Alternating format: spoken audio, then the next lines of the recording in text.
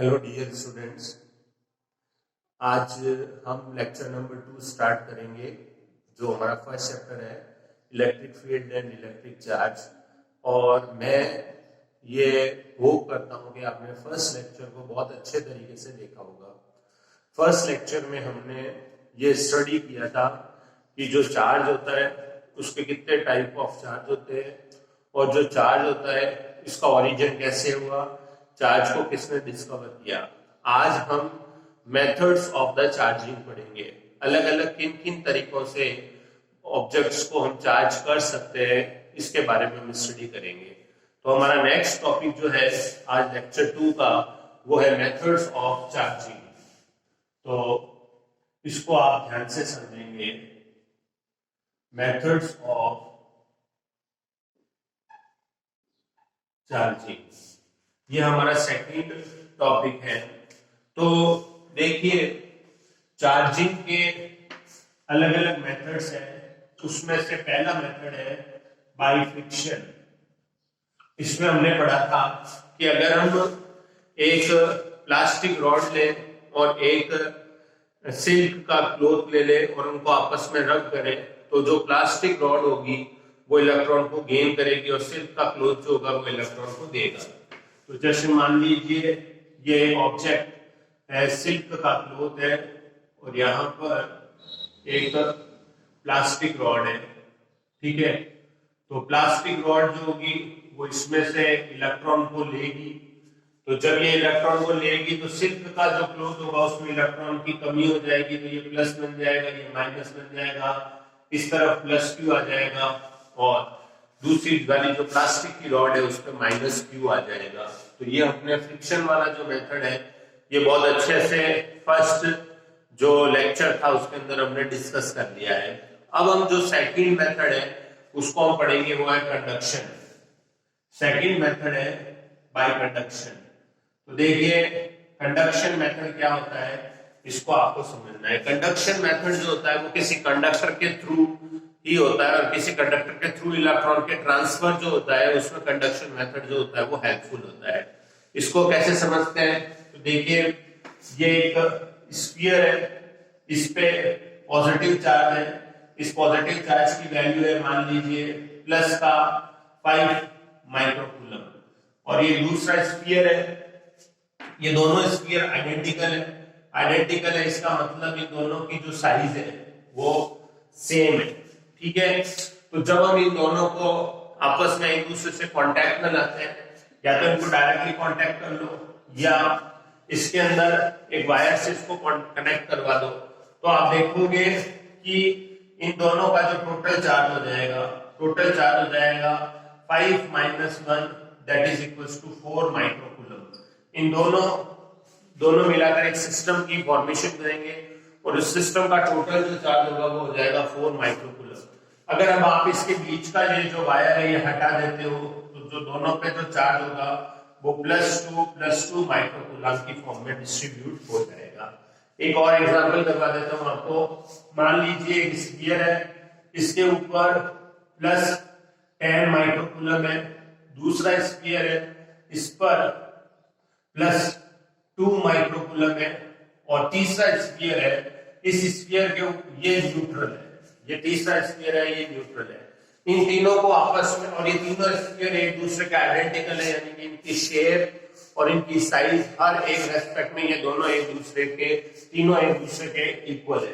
तो जब हम इन तीनों को आपस में ज्वाइन करवाते हैं, हमने मान लीजिए इन तीनों को एक दूसरे से ज्वाइन करवाया, तो इन पर टोटल चार्ज जो आएगा, इसका चार्ज तो 0 है, तो इसका टोटल चार्ज हो जाएगा 10 + 2 that is equals to 12 microcoulomb. अगर इन तीनों को वापस सेपरेट करवा लिया जाए तो टोटल चार्ज कितना है, 12 माइक्रोकूलम है। तो 12/3 इन तीनों के ऊपर जो चार्ज डिस्ट्रीब्यूट होगा that is equals to 4 microcoulomb, और तीनों पर प्लस चार्ज सेपरेट हो जाएगा और उसकी वैल्यू होगी 4 माइक्रोकूलम। तीनों के ऊपर 4 माइक्रोकूलम का जो चार्ज होगा वो आ जाएगा। यानी कंडक्शन मेथड के अंदर जो मटेरियल्स है उनका कांटेक्ट में आना जरूरी है, और वो कंडक्टर की फॉर्म में होने चाहिए।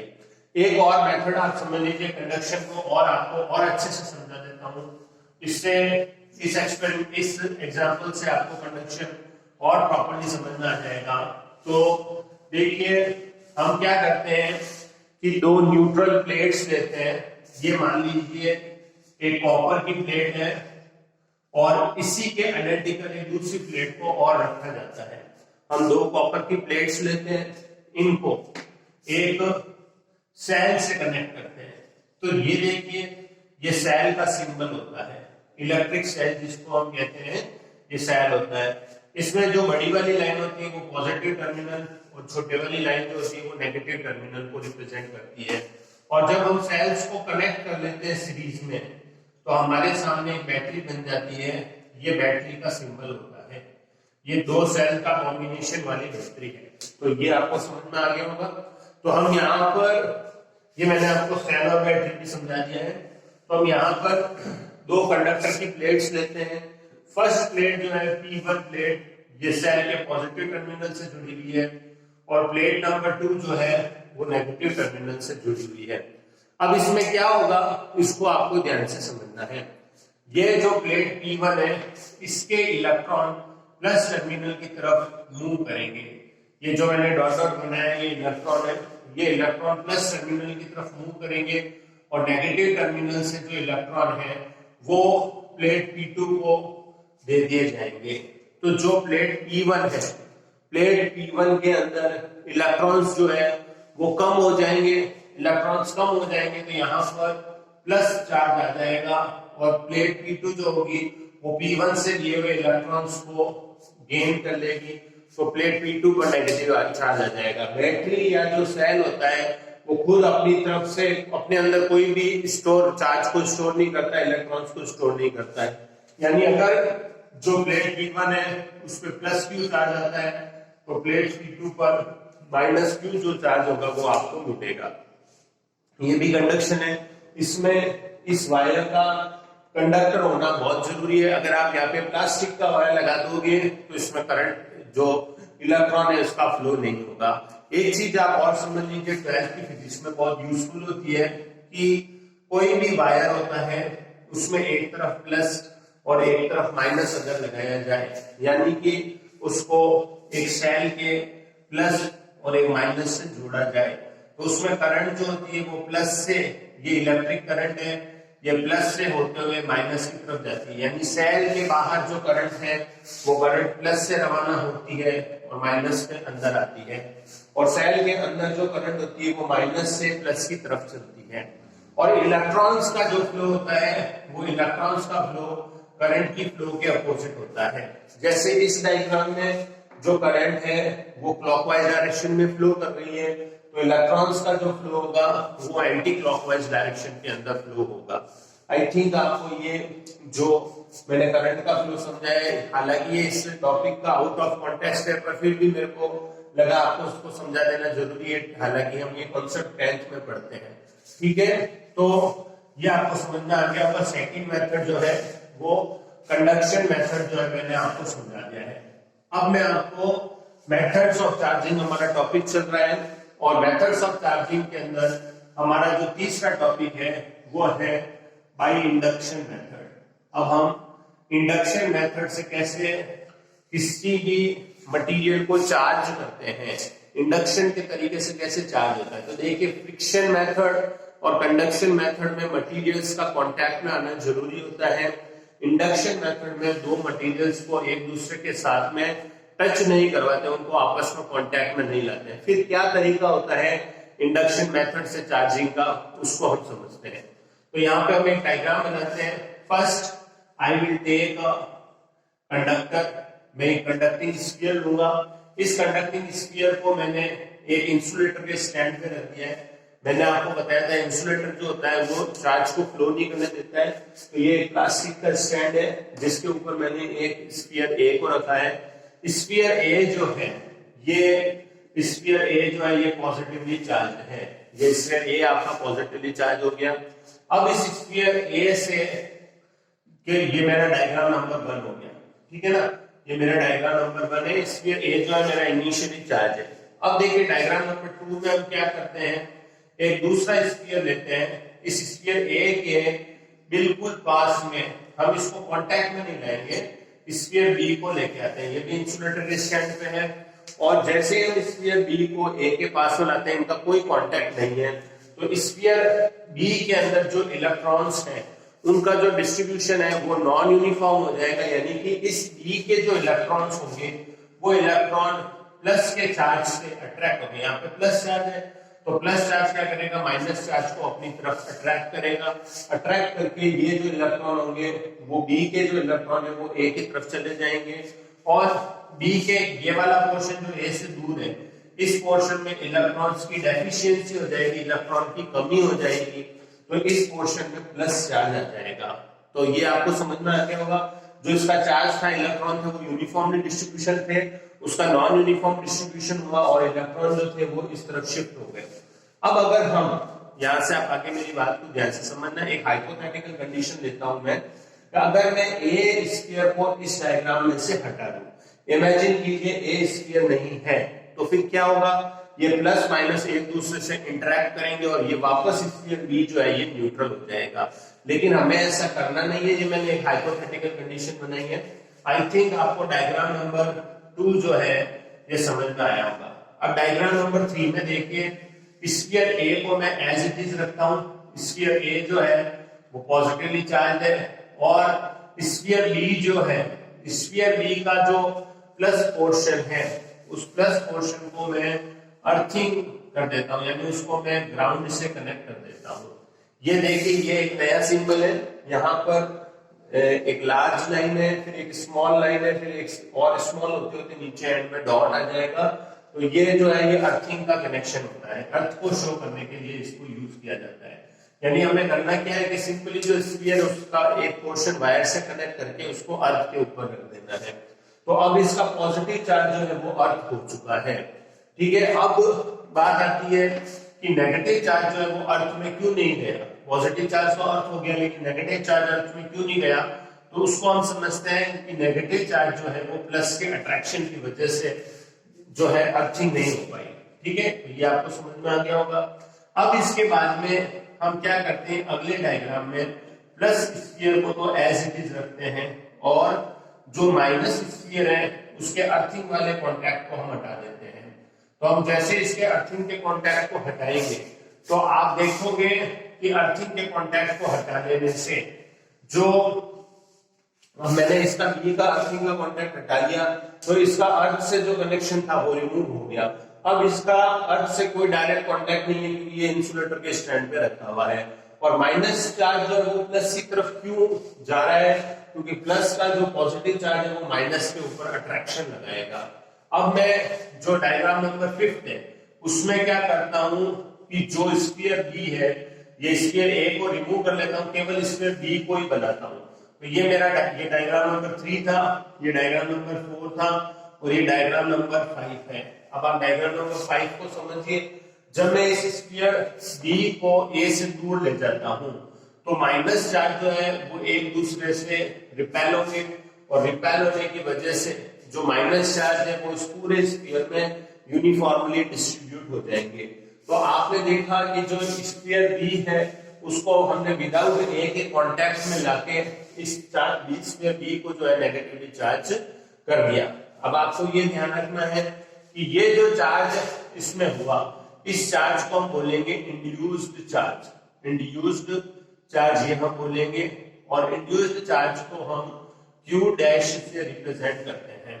और स्फीयर ए पे जो चार्ज था, स्फीयर ए पे जो चार्ज था इस चार्ज को हम बोलेंगे इंड्यूसिंग चार्ज, इसको हम बोलेंगे इंड्यूसिंग चार्ज, और इंड्यूसिंग चार्ज जो होता है उसको हम Q से रिप्रेजेंट करते हैं। अब क्या इन दोनों में कोई रिलेशन है क्या, तो ये मैं रिलेशन आपको लिख देता हूं, इसका प्रूफ मैं आगे आने वाली क्लासेस में आपको समझाऊंगा।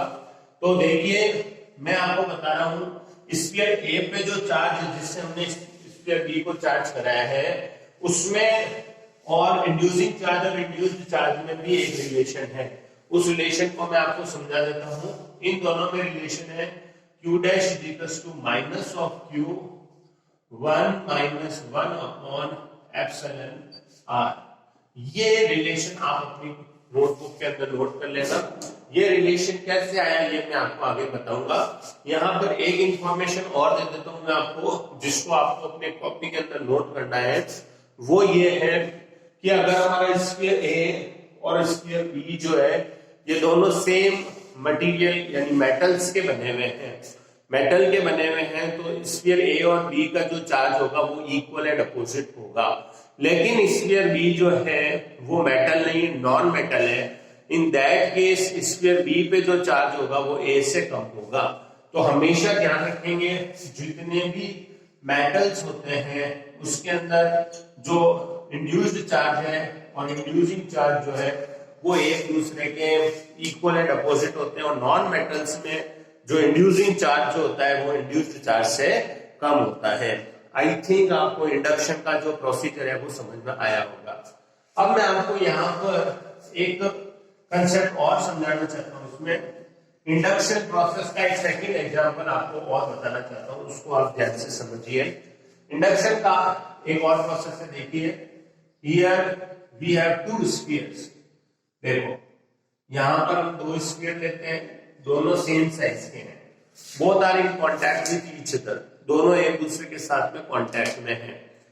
अब एक बात आती है कि अगर दो स्फीयर कांटेक्ट में है तो उससे क्या होगा, दोनों इनिशियली न्यूट्रल है। तो मैं आपको एक बात बताता हूं, आपने घर में देखा होगा कि अगर दो वायर होते हैं, दो वायर को आपस में एक दूसरे से ज्वाइन कर दिया जाता है।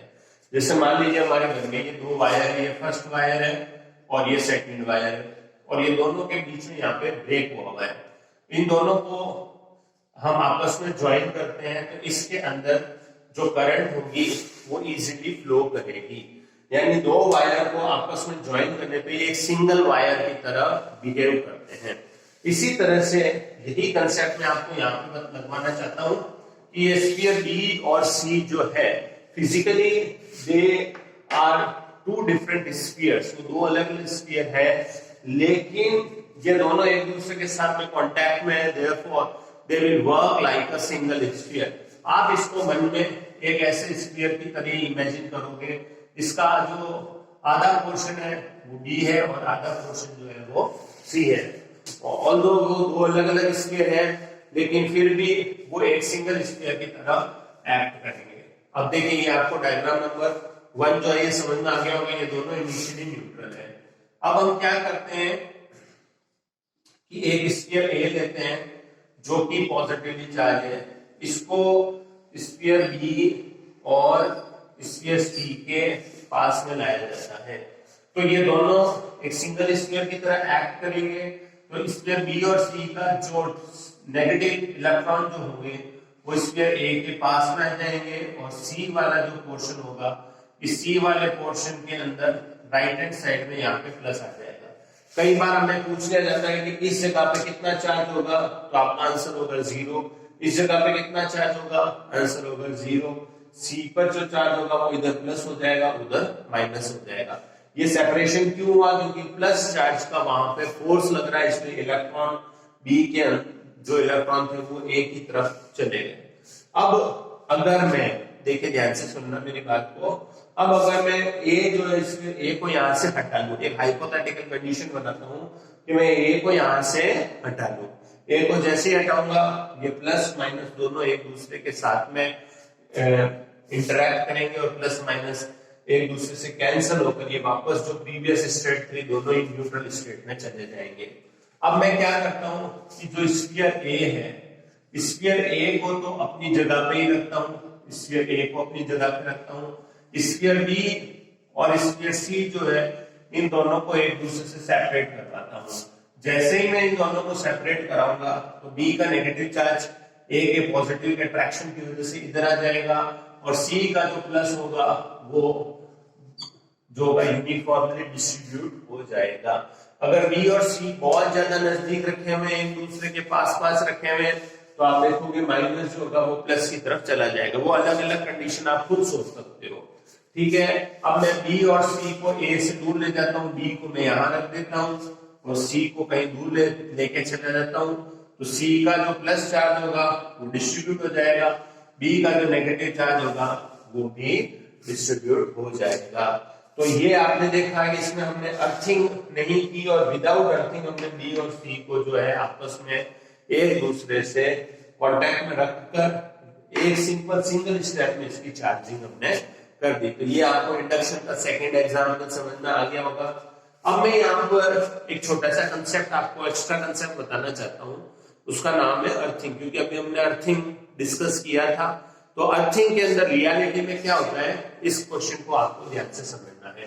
तो ये अर्थिंग के कंसेप्ट को आप समझेंगे तो देखिए मैं यहाँ पे आपको बता देता हूं कि अगर एक प्लेट है, ये प्लेट है P, ये प्लेट इनिशियली न्यूट्रल है, इस पे कोई चार्ज नहीं है, इसको मैं ग्राउंडिंग करवा देता हूं या मैं इसकी अर्थिंग करा देता हूं।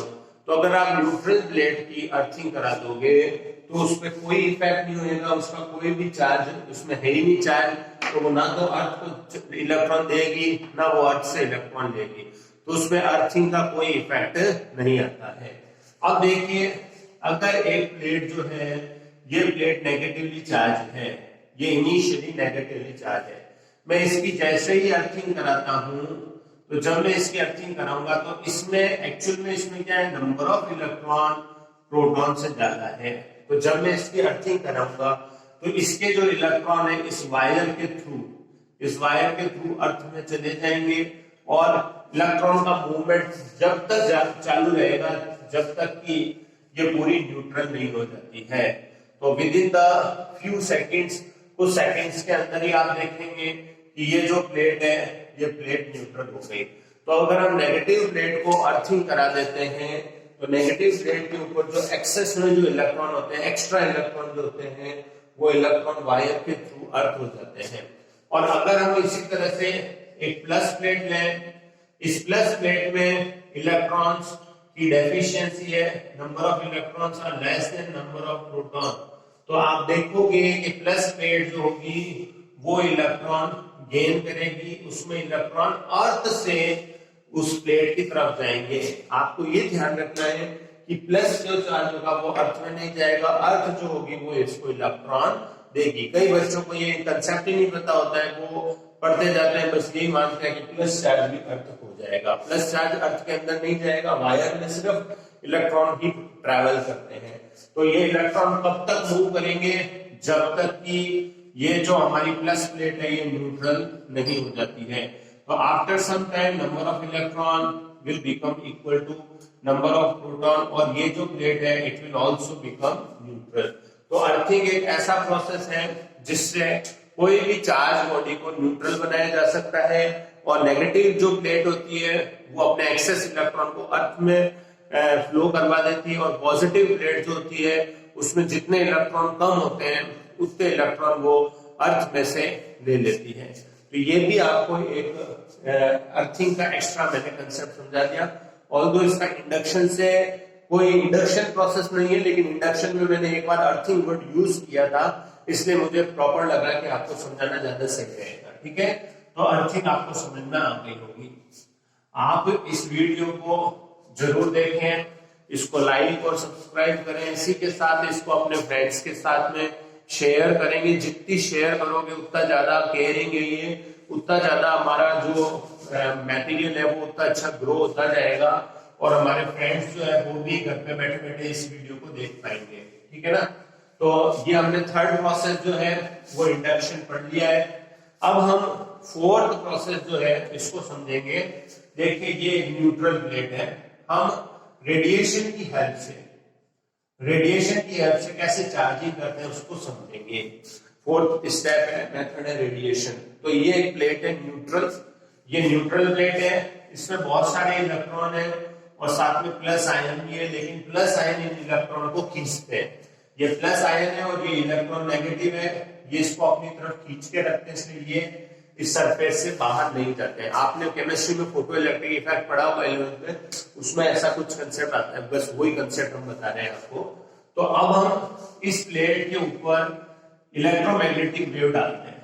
ये मैं लिख रहा हूं EMW, E stands for electron, M stands for magnetic और W स्टैंड्स फॉर वेव। तो मैं इस पे इलेक्ट्रोमैग्नेटिक वेव डालता हूं। इलेक्ट्रोमैग्नेटिक वेव जो होती है ये एक प्रोग्रेसिव वेव है, यानी ये एनर्जी कैरी करती है। तो कहने का मतलब ये है कि मैंने इसके ऊपर एनर्जी डाली, जब मैं इसके अंदर एनर्जी डालूंगा तो एनर्जी जो इसके अंदर ये जो इलेक्ट्रॉन होगा वो इलेक्ट्रॉन इस एनर्जी को लेगा। जैसे ये इलेक्ट्रॉन इसको एनर्जी को लेगा, ये इलेक्ट्रॉन इस एनर्जी को गेन करके सरफेस के बाहर आ जाएगा, और जब ये इलेक्ट्रॉन इस सरफेस से बाहर आएगा तो इसमें इलेक्ट्रॉन जो होंगे वो प्रोटॉन के कंपैरिजन में कम हो जाएंगे, क्योंकि इसका इलेक्ट्रॉन तो बाहर आ गया। तो ये जो हमारी प्लेट है, ये प्लेट पॉजिटिव प्लेट की फॉर्म में कन्वर्ट हो जाएगी। तो ये भी हमने एक रेडिएशन मेथड जो है ये हमने इसमें समझ लिया है। तो ये हमारे 4 डिफरेंट मेथड हो गए रेडिएशन के, चार्जिंग के। ठीक है, अब हम जो अगला टॉपिक समझेंगे वो अगला टॉपिक है गोल्ड लीफ इलेक्ट्रोस्कोप। ये हमारा आज का अगला टॉपिक है, गोल्ड लीफ इलेक्ट्रोस्कोप। ये देखिए, स्कोप का मतलब होता है देखना, व्यू मतलब देखना। जैसे हम देखते हैं माइक्रोस्कोप, माइक्रो मतलब होता है स्मॉल ऑब्जेक्ट्स को देखने के लिए माइक्रो का यूज करते हैं। हम देखते हैं टेलीस्कोप, टेली मतलब होता है बहुत दूर का, तो दूर की चीजों को देखने के लिए टेलीस्कोप। और वर्ड हमारा है इलेक्ट्रोस्कोप, यानी हम इससे हम जो चार्ज है, इलेक्ट्रॉन है, चार्ज है, उसकी प्रेजेंस का अपन डिटेक्ट करेंगे। तो सबसे पहले तो आपको ये ध्यान रखना है कि ये गोल्ड लीफ इलेक्ट्रोस्कोप जो होता है ये क्या यूज होता है। तो ये किसी भी बॉडी पे जो चार्ज होता है उस चार्ज को डिटेक्ट करता है। डिटेक्ट करने का मतलब क्या है कि ये बताता है कि कोई बॉडी चार्ज है या न्यूट्रल है। इसका पता लगाने में गोल्ड लीफ इलेक्ट्रोस्कोप जो होता है ये काम आता है। अब गोल्ड लीफ इलेक्ट्रोस्कोप जो होता है इसमें गोल्ड की बनी हुई लीव्स होती है, पत्तियां होती है। बनता कैसे है, तो देखो इसके अंदर हम एक ग्लास की बोतल लेते हैं, ये बोतल है या एक कंटेनर है, जार है, जो कि ग्लास का बना हुआ है, ये ग्लास का बना हुआ जार है। इसके अंदर एक मेटल, ये आपका है मेटल का वायर है जो कि कंडक्टर होगा। मेटल मतलब कंडक्टर, तो कंडक्टर का एक वायर इसमें डाला जाता है। वायर के इस एंड पर 2 गोल्ड की पतली पतली लीव्स जो होती है वो लटकाई जाती है। तो दोनों लीव्स आपस में एक दूसरे से चिपकी हुई रहती है। ये जो पोर्शन होता है इसमें जो दोनों लीव्स है वो फ्लेक्सिबल है। फ्लेक्सिबल का मतलब वो दूर भी हट सकती है और वो पास भी आ सकती है। तो जैसे अगर हम ये देखिए, जैसे मान लीजिए ये कपड़ा है, इस कपड़े को मैं इसके ऊपर लटकाता हूं तो आप देखोगे इसकी जो दोनों एंड्स है कपड़े के, वो कपड़े के एंड एक दूसरे से चिपक गए हैं। तो इसी तरह से आप देखोगे कि ये जो दोनों लीव्स है, देयर आर 2 लीव्स, इधर लीव नंबर 1 है, इधर लीव नंबर 2 है, दोनों लीव्स एक दूसरे से चिपक गई है। और इसके इस एंड पर एक नोब होती है। ये कुछ भी नहीं है, ये सिर्फ एक मेटल की नोब है, ये मेटल की नोब है। इस मेटल की नोब से के पास में ये तो इसका कंस्ट्रक्शन हो गया। और ये ग्लास की बनी हुई होती है, ट्रांसपेरेंट है, मतलब अंदर जो भी होगा वो हमें अंदर वाली चीज हमको बाहर से दिखाई देगी। अब हम क्या करते हैं, इसके पास में एक न्यूट्रल रॉड लाते हैं, एक ऐसी रॉड लाते हैं जिसका कोई चार्ज नहीं है। इस रॉड को लाके इस पे टच करवाते हैं। अगर हम इस रॉड को लाके इस पे टच करवाएंगे तो क्या होगा, जब इस पे चार्ज ही नहीं है तो नॉब पे कोई चार्ज नहीं जाएगा और वो चार्ज नीचे फ्लो नहीं करेगा, तो जो लीव्स होंगी वो एक दूसरे से चिपकी हुई रहेगी। लेकिन अगर सपोज कीजिए मैं एक नेगेटिवली चार्ज प्लेट को, एक नेगेटिवली चार्ज प्लेट है, इस प्लेट को इस मेटेलिक नॉब से लाके टच करवाता हूं, तो जैसे ही मैं मेटेलिक चार्ज प्लेट को नॉब से लाके टच कराऊंगा तो मेटेलिक जो नॉब, ये जो रॉड है इसमें बहुत सारे इलेक्ट्रॉन है, तो वो इलेक्ट्रॉन इस नॉब के थ्रू होते हुए इस लीव्स पे आ जाएंगे। और ये जो लीव्स होंगी वो दोनों नेगेटिव चार्ज होकर ये दोनों जो लीव्स होंगी वो डाइवर्ज हो जाएगी। ये दोनों लीव्स डाइवर्ज क्यों हुई, क्योंकि उनमें रिपल्शन लग रहा है, और रिपल्शन लगने की वजह से वो जो दोनों लीव्स हैं मेरी वो दोनों डाइवर्ज हो गई। तो इसका मतलब अगर आप किसी बॉडी को टच करवाते हो, अगर उस बॉडी का चार्ज है नहीं, न्यूट्रल है, तो फिर क्या होगा, तो जो हमारी जो लीव्स है वो डाइवर्ज नहीं होगी, वो एक दूसरे के साथ में कॉन्ट्रैक्ट में रहेगी। और अगर देखिए, अगर न्यूट्रल रॉड से हम इसको टच करवाते हैं तो जो हमारी दोनों लीव्स हैं वो दोनों लीव्स एक दूसरे के साथ में कांटेक्ट में रहेगी, दोनों चिपकी हुई रहेगी, आप उसमें दूर दूर नहीं होगी। लेकिन अगर ये बॉडी पॉजिटिव या नेगेटिव चार्ज जो भी चार्ज है, उस चार्ज बॉडी को मेटेलिक नॉब से टच करवाया जाता है, तो जो चार्ज होगा वो चार्ज दोनों प्लेट्स पे ट्रांसफर हो जाएगा, दोनों लीव्स पे ट्रांसफर हो जाएगा। तो लीव्स जो होगी वो दोनों दूर दूर हो जाएगी। अब बात आती है यहाँ पे गोल्ड की लीव्स को ही क्यों यूज करते हैं। तो गोल्ड एक बहुत अच्छा हाईली कंडक्टिंग मटेरियल है, उस पर चार्ज बहुत इजीली आ जाता है, और दूसरे के साथ साथ उसकी जो लीव्स बनती है वो बिल्कुल हल्की बनती है, बिल्कुल थिन लीव्स बनती है, पतली पतली लीव्स बनती है। इसलिए जैसे ही थोड़ा सा चार्ज आएगा, दोनों जो लीव्स होंगी वो एक दूसरे से डाइवर्ज हो जाएगी। आज की क्लास में हम इतना ही करेंगे। आई थिंक आपको ये कंटेंट समझ में आया होगा। आप इस वीडियो को लाइक और चैनल को जरूर सब्सक्राइब करें, साथ ही साथ अपने फ्रेंड्स के साथ भी इस वीडियो को जरूर शेयर करें। Thank you.